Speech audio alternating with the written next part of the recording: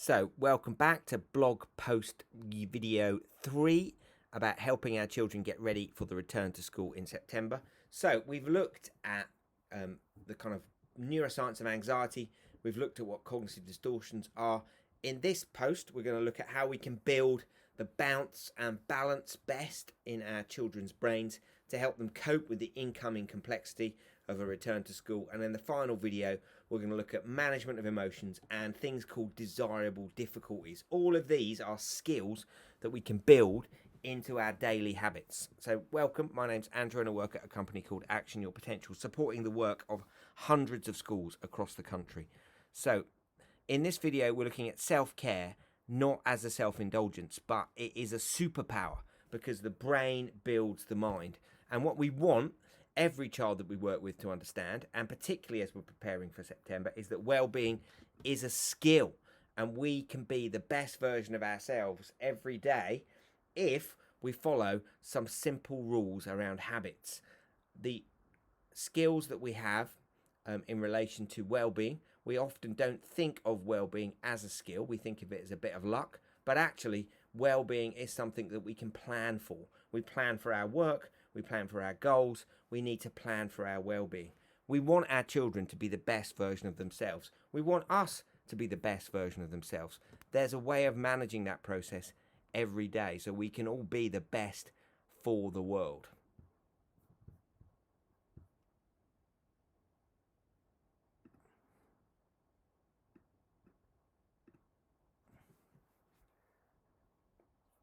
I have a lot of memories from when I was a child. One that's always stuck out to me, though, was when I was about 10 years old, and I was in school, and I struggled. And I didn't struggle with English, math, or science. I struggled holding still.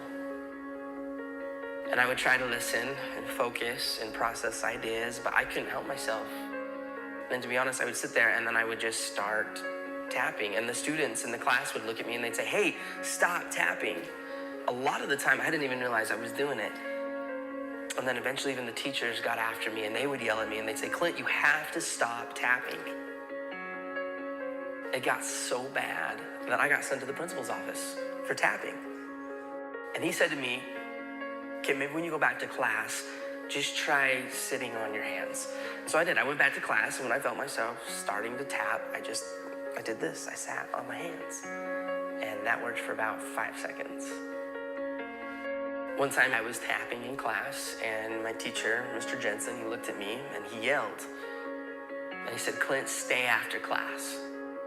And I thought to myself, this is it. I am done. Now, I've always been the type of person that believes that a single moment in time can change a person's life. And this was one of those moments for me. And I will never forget it. And so I was sitting there with Mr. Jensen and an empty classroom. And he walked past me and he sat next to his desk and he said, "Clint, come here. I want to talk to you." And as he looked me right in the eye, he said, "Now, I need you to know something. You're not in trouble. But I do have just one question that I have to ask you."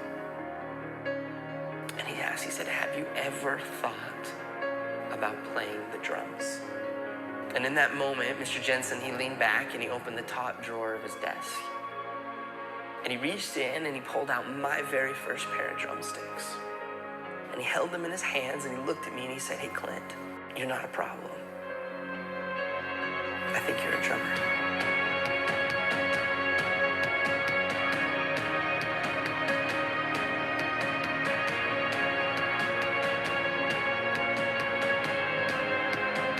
And from that moment on, I've never put those sticks down. I've toured, recorded, and played drums all over the world. My whole college education was paid for with drumsticks in my hand. Just because of a single moment in time when somebody believed in me and he saw something in me that I didn't even see within myself. And from that moment, I learned that there's a difference between being the best in the world and being the best for the world. And that's what we want for all of our kids. Going back to school, the amazing opportunities provided by school for them to be the best version of themselves. So how can we use the neuroscience to help them let see themselves with this new eyes? Well, we know from the neuroscience now that the brain builds the mind. In fact, the mind is a model the brain builds of its own operation. So whatever activities you're engaged in right now pop into your mind milliseconds later. Your brain is you, and the model it builds of its own operation is the mind. And that mind gets constructed every morning as we wake up. Sleep inertia, it's called, that grogginess you feel when you wake up. The brain is building the mind for the day. And what goes into that is whatever circuits are firing and how they connect up. So how can we build the best version of ourselves in our brain? Because our brain builds our mind in the same way that a projector produces an image. So the quality of that image, half of that quality of that image is down to what we've done in the previous 24 hours. And these are the 12 rocks of well-being. These are the 12 activities that psychology, that health science, that neuroscience tells us produce amazing brains, enabling us to build the best mind possible. A mind that's more flexible, a mind that's more agile, a mind that's got more memory, a mind that's got more get up and go, a mind that's less grumpy, a mind that's more kind, a mind that's more compassionate. All of those things flow from these activities. So look at that list. Make sure you build these 12 rocks of well-being in every single day. Build well-being, plan for well-being. It's called deliberate rest. So if you're not feeling 100%, look at that list first and see which of those things you're missing, because the brain isn't always good at spotting the sources of its discontent. Some of the things that those 12 rocks do, and each of them does an amazingly different thing. There's lots of detail on our website. Visit us on www.actionyourpotential.org and you'll see lots of information about the 12 rocks. But one of the things the 12 rocks do is 9 of them turn on our physiological brake pedal. We've got a calming down nervous system called our parasympathetic nervous system. 9 of the 12 rocks turn on the parasympathetic nervous system, the calming down system. They do loads of other things as well. They connect up networks of our brain. They give every network and circuit a workout. So ask yourself the question, have you got these rocks in every day? Do follow us on social media. You'll see a poster of the rocks there. Try to get your rocks in every day. Choose a couple of rocks perhaps to work on initially.